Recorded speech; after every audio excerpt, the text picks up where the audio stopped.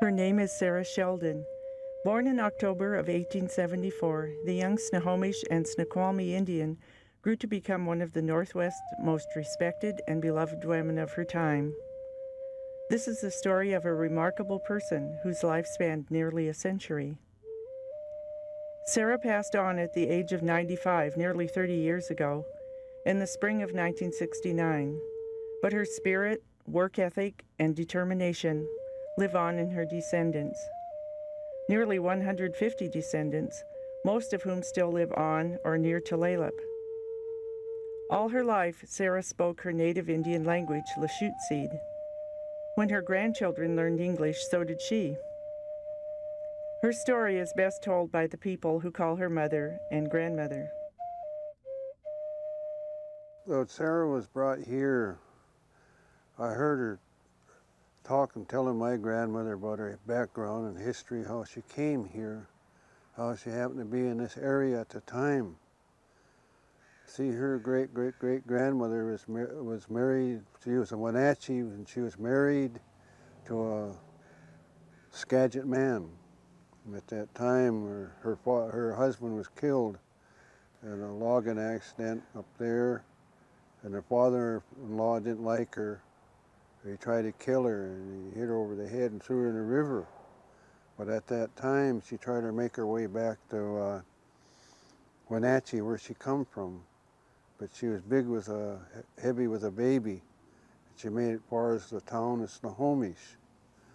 And when there was an Indian man that lived there in Snohomish, took her in as her own.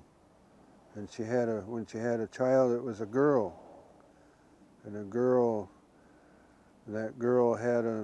when she married, she had another girl named Guayatol. And Guayatol had Yosalitza, and Yosalitza had Sarah Sheldon.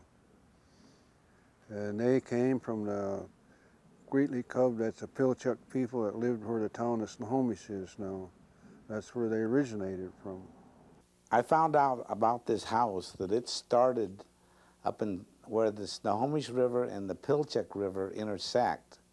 And when they formed a reservation out here at Tulalip, they brought this house, they floated it down the Snohomish River, across from Everett, up to the Quilceda Creek, up to on a logging road, and that's how it got to this location.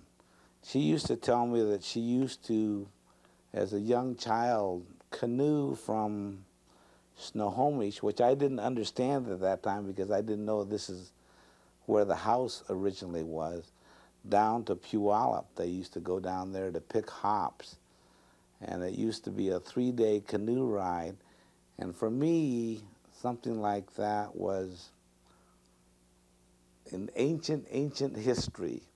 But when I found out that my grandmother did it, I found out it wasn't so ancient at all. Sarah was born to Pilchuck Charlie and Pilchuck Jenny in a home on the banks of the Pilchuck River, sometime in the autumn of 1874. Pilchuck Jenny was born to Guayatut and Yaqualad. Sarah was married twice in her long life. At age 18, she married John Williams and moved to the small allotment on the Tulalip Reservation. The couple had 3 children, Sebastian Sub Williams, Martin Williams, and Angela Brown. Sarah became a young widow at the age of 28 when her husband died. In the next few years, she met and married William Robert Sheldon. The family was blessed with 7 more children. It was a busy household. Robert operated a logging camp, and together Sarah and Robert worked a farm. Sarah cared for the children, tended the animals and garden. Plus, she cooked for the loggers who came into her home to eat their meals and wore shoes with spikes which could damage the floor. Well, that floor had hardwood. And when the loggers came in, they couldn't come in with their cork shoes because they'd ruined the floor. So he had them take off their cork shoes, and they'd take them off right over there, the corner. That same floor still exists today. The house has been added to over its century-old life, built to accommodate the growing Sheldon family.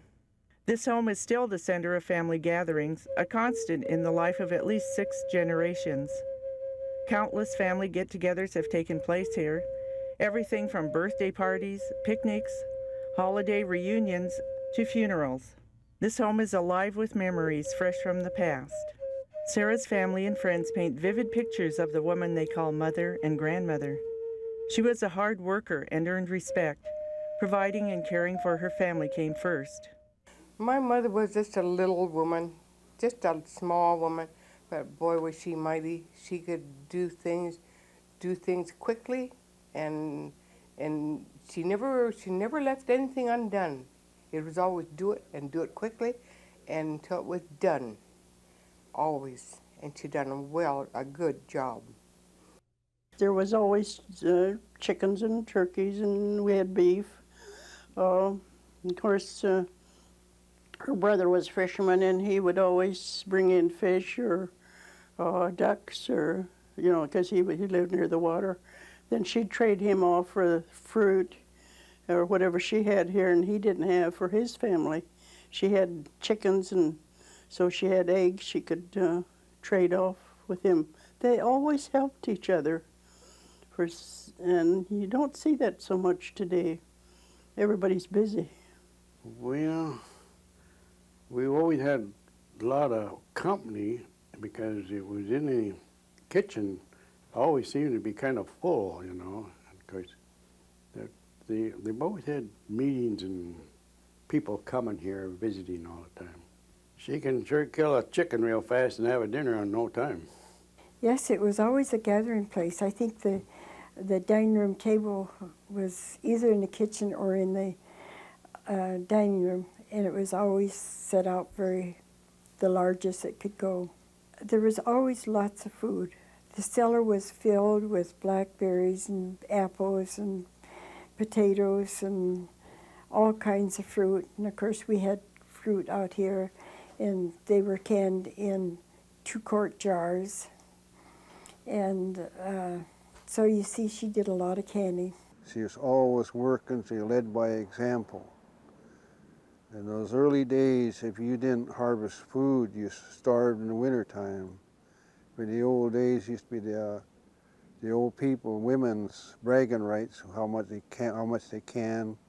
Like I canned 100 quarts of blackberries. Someone say, well, 120 of salmon berries. It was sort of the ladies' bragging rights, how much they put away. But they were always thrifty like that. And it's a good example that she led by example. If you worked hard, you don't get anything easy, you have to work for it. Throughout her life, Sarah was known for her tireless gathering potatoes and baskets upon baskets of berries. May Williams, wife of one of Sarah's grandsons, shows how Sarah made the best use of her cedar baskets. She wore them. And then you put it over your neck,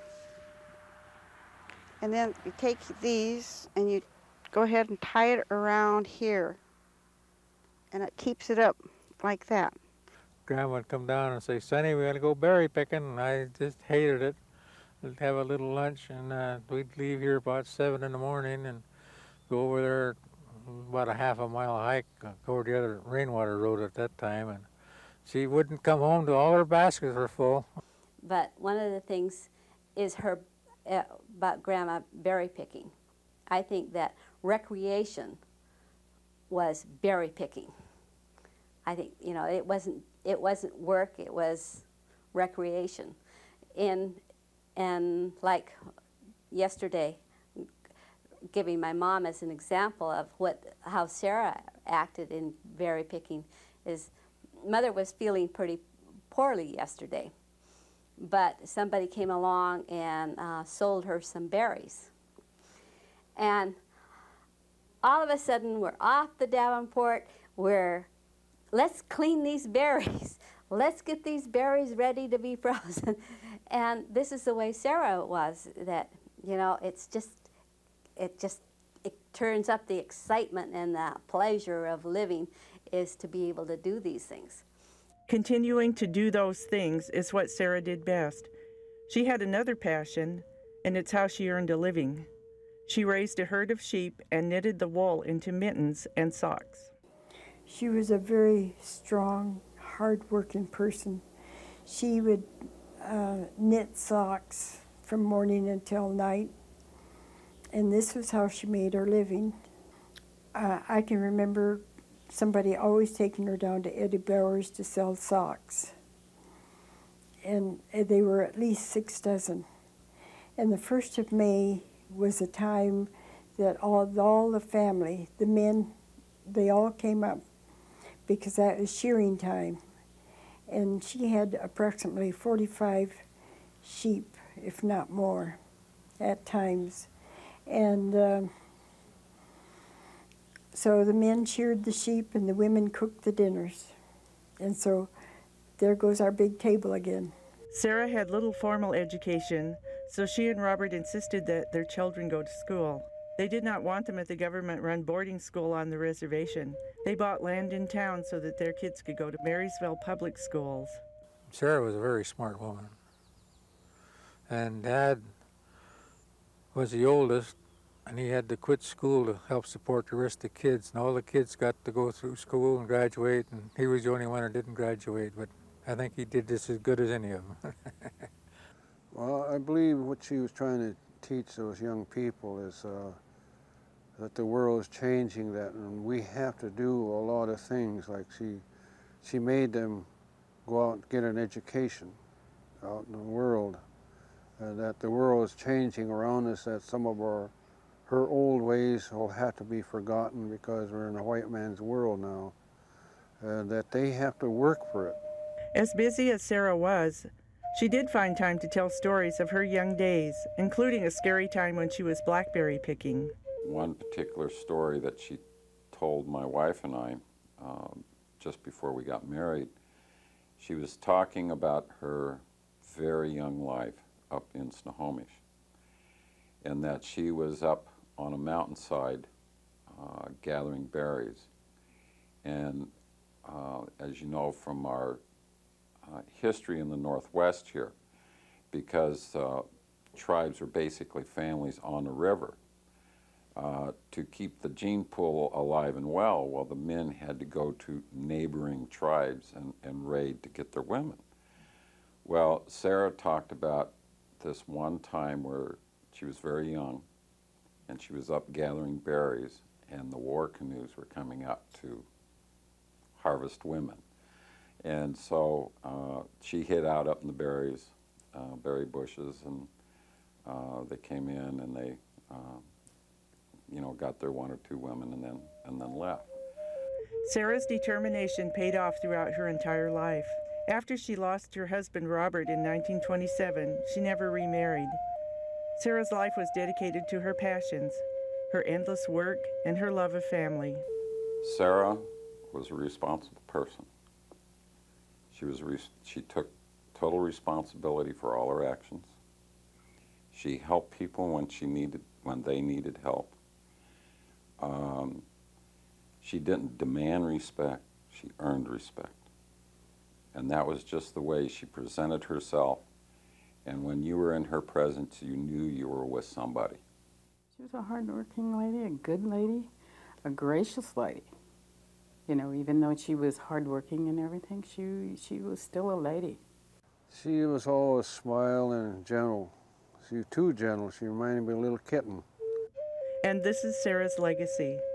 A kind, gentle woman who showed her inner strength. She was baptized a Catholic and also became a Shaker. Her lessons live on. To be on time, to be there, and work for your community. Try to work for your community. Don't have your hand out. Put your hand out to help them. The pride in doing the best you can. I think that tells it all right there. Do the best you can, no matter what. She had a life of her own, a really good life of her own that she had built for herself after her husband died. And this is what I like about this lady. She did things, experimented, went out and did these things and didn't, I mean, I think she was, what do they call those, a pioneer. In this day and age, you don't find them very often, but she was a pioneer.